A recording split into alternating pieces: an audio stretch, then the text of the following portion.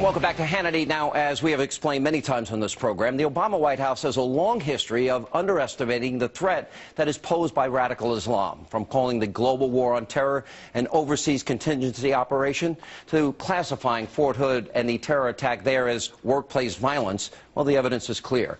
Now, sadly, this trend continued this week. On Wednesday, the president could not bring himself to link ISIS, which is Islamic State of Iraq and Syria, to Islam. Take a look. ISIL is not Islamic. No religion condones the killing of innocents, and the vast majority of ISIL's victims have been Muslim. And also this week, the president, his Secretary of State, John Kerry, they refused to even admit that the U.S. is at war with ISIS. Look at this. This counterterrorism campaign will be waged through a steady, relentless effort to take out ISIL wherever they exist using our air power. Is the United States at war with ISIS? It sure sounds from the president's speech that we are. I think that's the wrong terminology. What we are doing is engaging in a very significant counterterrorism operation. And Susan Rice said the exact same thing, and it gets worse. Now, when asked to define what an American victory over ISIS would look like, well, Chief White House propagandist Josh Earnest said this. What does a victory look like here? I mean, you've talked about destroying ISIL. I honestly don't know what that means. What does it mean? I didn't bring my Webster's dictionary with me up here. I think that, well, you know, it's only... No, you guys keep talking about that. I understood it when you said it. I think that's a pretty illustrative phrase to use to describe the situation that we envision. And back to our audience for reaction. KT, you worked for Ronald Reagan. Why, when I think of victory, I think of Winston Churchill. Victory, blood, toil, sweat, and tears, you know, that sort of thing.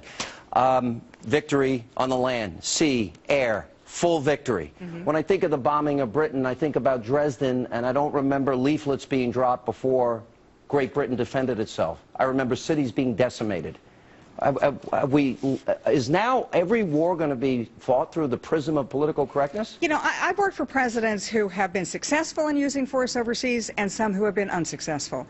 And those successful ones have clarity of mission. They have sufficient, in fact, overwhelming force brought to bear, and they know what victory looks like before they enter.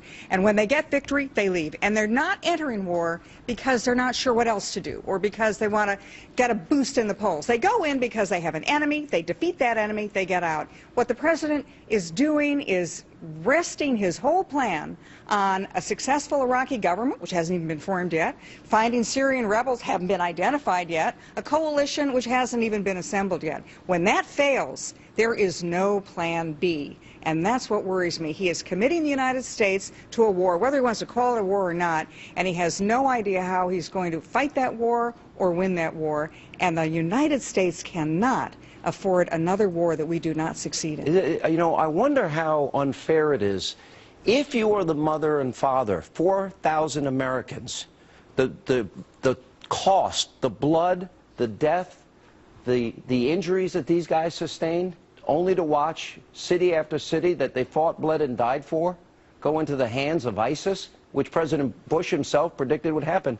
Ainsley, from a reporter's perspective, let me ask you, is the media doing their job, demanding what victory is, demanding how he plans to win this war, asking tough questions about politics, being involved in decision-making? I think Fox News might be the only network that's doing that, Sean, because we've been pretty tough. We've gone after him, and I think we should. We need to hold him accountable. I mean, we're hearing no strategy. He's exchanging Gitmo detainees for someone who doesn't even want to be an American. It's just time and time again over the last few weeks we've been reporting all of these mistakes that we feel like he's making. He doesn't want to call it a war because he wants to please the Democrats. He wants them to win in November, but yet it is a war. There are boots on the ground. He's airstrikes in Iraq, airstrikes in Syria.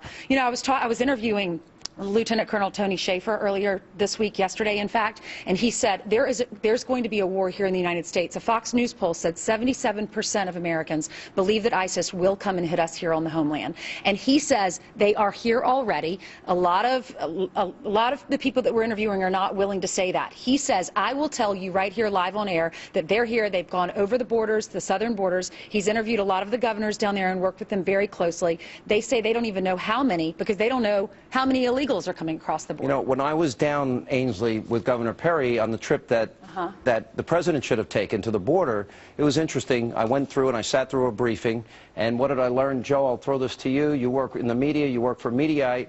I learned that they're catching people from Yemen, Syria, Afghanistan, and Pakistan.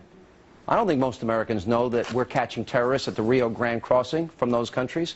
How do you rate the media's coverage of all this? Well, the media's coverage has been very inconsistent, Sean, and they're accepting what the administration's saying in terms of the administration falls under what I would call my can't kind of get a girl pregnant rule when it comes to saying whether this is a war or not. I'll give you an example.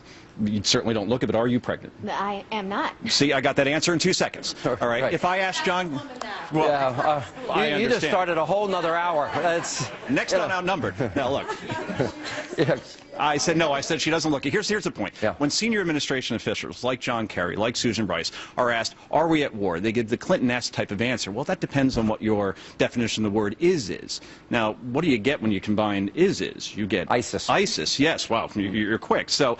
It's funny, you know, you talk about Susan Rice. Your website called me a lot of things, never that, but go ahead. Susan Rice, she said, well, I don't know whether you want to call it a war or a sustained counterterrorism campaign, quote unquote. And again, everything is nuanced. And this is the same administration, Sean, that had no aversion to calling Republicans out on a war on women, but yet they have a big problem with declaring war on ISIS. I've never understood liberal opposition to my position against Sharia and radical Islam, considering women are treated so horribly.